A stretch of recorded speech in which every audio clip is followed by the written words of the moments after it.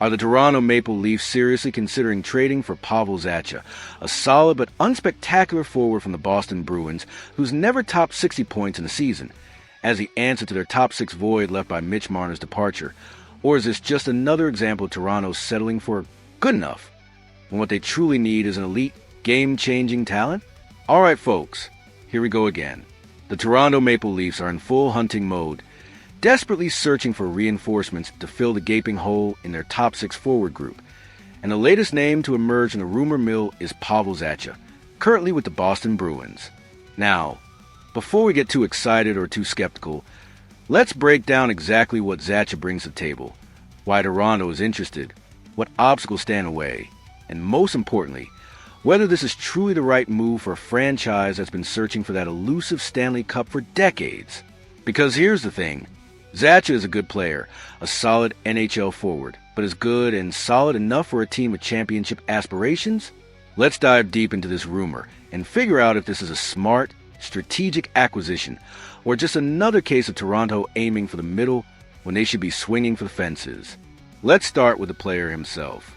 Pavel Zacha is a 27-year-old forward, standing 6'3" and weighing 210 pounds. That's the kind of size that immediately catches your attention, the kind of physical presence that Craig Berube's system demands. He was originally drafted 6th overall by the New Jersey Devils in 2015, so he was a high pedigree prospect with significant expectations. He's a versatile forward, capable of playing both center and left wing, which provides valuable lineup flexibility. He's got a decent shot, he can contribute offensively, and he brings a physical element to his game. Last season with the Bruins, he put up 21 goals and 59 points in 81 games. That's respectable production. Solid secondary scoring from a player who can play in the top six. But here's where we need to inject some reality. Zacha has never been an elite offensive player. His career high in points is 59, which he just achieved last season. He's never been a consistent 60-plus point producer. He's never been a true game breaker, and he's never been the kind of player who can single-handedly take over a game and dominate. He's a complementary piece, a solid supporting player who can contribute when surrounded by elite talent. But he's not the kind of star who's going to transform your offense or carry your team to the playoffs. An analyst who follows the division stated, "The Maple Leafs are still trying to fill the space left by Mitch Marner's departure, and Zacha fits the model perfectly. He can play wing or center, score goals, create plays, and help on special teams." That quote encapsulates Zacha's appeal. He's versatile, he's productive, and he fills multiple roles.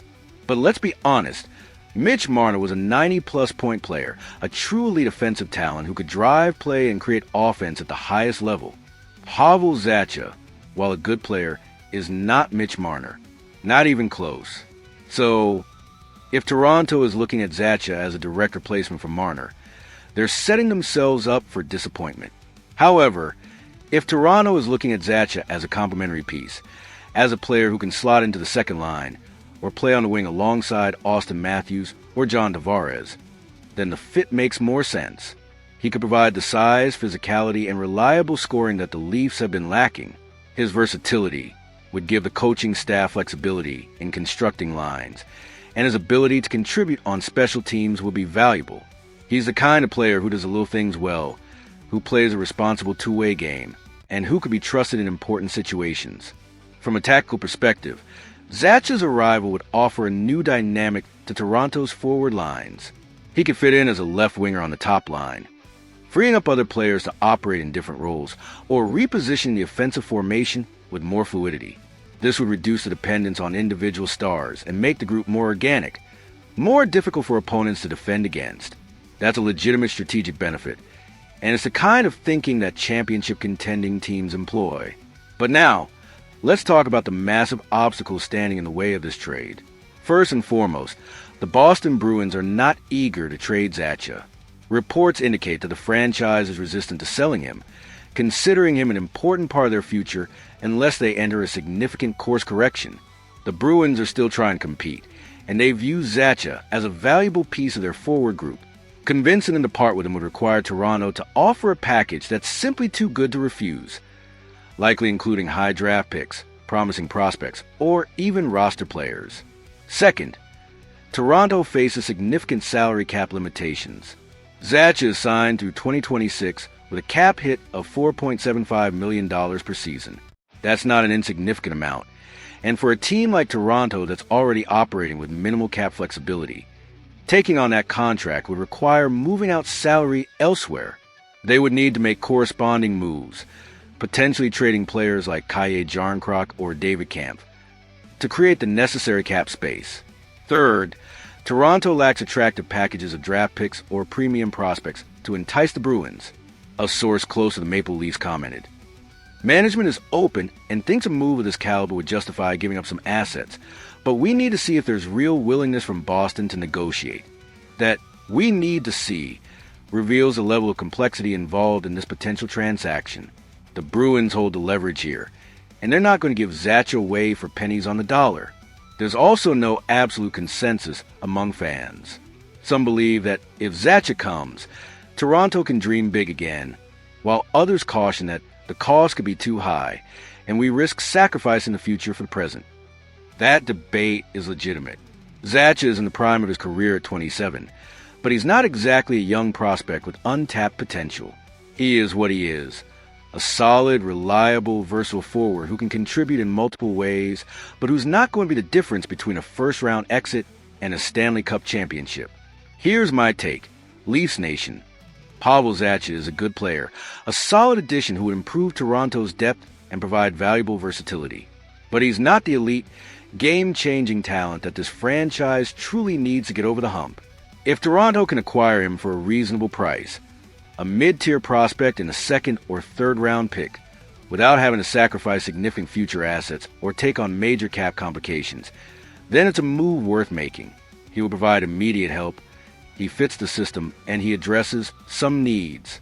However, if the Bruins are demanding a premium return, top prospects, multiple first-round picks, or key roster players, then Toronto should walk away. They should not mortgage their future for a player who, while good, is not a true difference maker. The Leafs need to be smart, calculated, and strategic in their approach. They need to find that balance between addressing immediate needs and preserving their long-term competitiveness. It's also important to highlight that this move is not confirmed. We're dealing with strong rumors, speculation involving high values, mutual interest between parties, and a clear window of opportunity. But no signatures have been made official. If Toronto is aggressive, if Boston becomes willing to deal due to changing circumstances, then Zacha could indeed with the blue and white of Toronto. Until then, fans are watching, waiting, and imagining the impact, because if completed, this type of reinforcement could define the season. What do you think, Leafs Nation? Is Pavel Zacha the right target to fill the top six void left by Mitch Marner's departure? Would you be willing to trade significant assets to acquire him from the Boston Bruins? Or should Toronto be aiming higher, pursuing a truly elite talent who could be a game changer? Let me know your thoughts in the comments below. I want to hear all your perspectives on this potential move. And if you want to stay on top of every trade rumor, every potential acquisition, and every breaking news story as the NHL season unfolds, make sure you smash that like button and subscribe. We'll be here breaking down every significant development, and you won't want to miss a single update as we continue to chase that ultimate prize.